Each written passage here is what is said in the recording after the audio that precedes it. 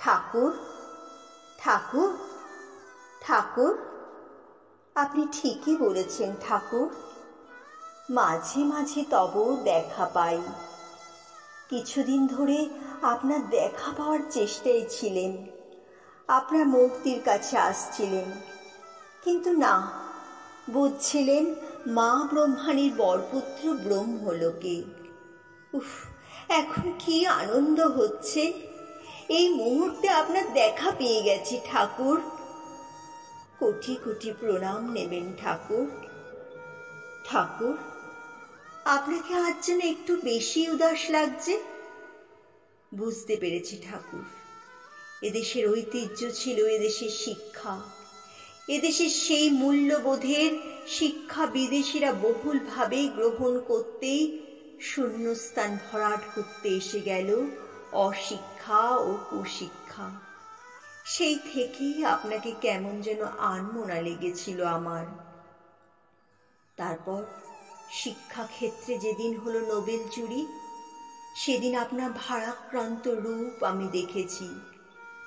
আজ তো বিদ্যালয় চত্বরে হাজার ক্রন্দন। কেউ কেউ বলছে আমি যোগ্য। এই কয়েক বছর ছাত্রছাত্রীদের পড়িয়েছি, ওরা আমাকে স্যার বলতো। আমার শাশুড়ি মা গদগদ হয়ে বলতেন আমার জামাই স্কুল মাস্টার।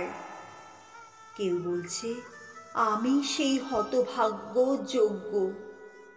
ইস, জ্যোতিষ অবশ্য বলেছিলেন 7.5 ও কালসর্প দোষ কাটিয়ে নিতে। যাই হোক ঠাকুর, এইসব আলোচনা ছেড়ে দিই। এইসব আলোচনার কোনো দাম নাই গো ঠাকুর। এই যে এই মুহূর্তে পৃথিবীতে দুটো মহাযুদ্ধ চলছে, তাতে কি যুদ্ধবাজ বিরোধী কোনো মহামিছিল বেরিয়েছে কি? বরং IPL কপিল শর্মা শো তো চলছে ঠিকঠাক। অবশ্য এর মধ্যেও বইমেলা, কবিতা উৎসব, নাট্য উৎসব, যাত্রা উৎসব, চলচ্চিত্র উৎসব, সঙ্গীত মেলা, চিত্র প্রদর্শনীও হচ্ছে। আর কয়েকদিন পরেই তো ঠাকুর পক্ষ।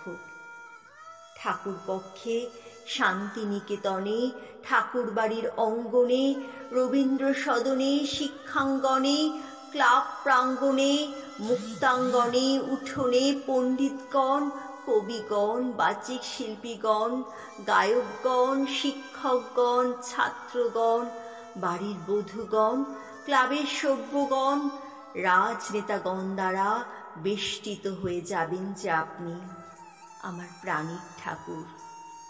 ঠাকুর পক্ষে তো আপনাকে নিরিবিলিতে পাবো না, তাই মনের কথা আগে ভাগেই বলে নিলেন এইক্ষণে।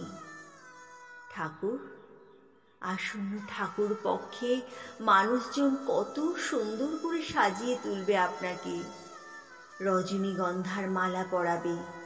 আমি দূর হতে স্থিরভাবে অবলোকন করব ঠাকুর। ওরা আপনাকে গান শোনাবে, কবিতা আবৃত্তি করে শোনাবে, নৃত্য করে দেখাবে, কিন্তু ওরা তো আপনাকে ভোগ নিবেদন করবে না। তাই আমি আগে ভাগে অনেকটা বেশি করে মুড়ির মোয়া, নারকেল নাড়ু, গুড়ের বাতাসা, পাটালি রেখে গেলেন গো ঠাকুর আপনার মূর্তির সামনে। এই সবই আমার মায়ের হাতের তৈরি, দয়া করে গ্রহণ করুন ঠাকুর। আর রেখে গেলাম মাটির পুজো ও মাটির সরা। সীতারাম ভাইয়াকে দিয়ে মধুপুর থেকে আনিয়েছি আপনার জন্য। পরিশেষে আপনার কথাই আরো একবার বলি, ব্যক্ত হোক জীবনের জয়, ব্যক্ত হোক তোমা মাঝে অসীমের চিরবিস্ময়। উদয় দিগন্তে শঙ্খ বাজে, মোর চিত্ত মাঝে চিরনূতনেরে দিল ডাক 25শে বৈশাখ। চিরনূতনেরে দিল ডাক 25শে বৈশাখ।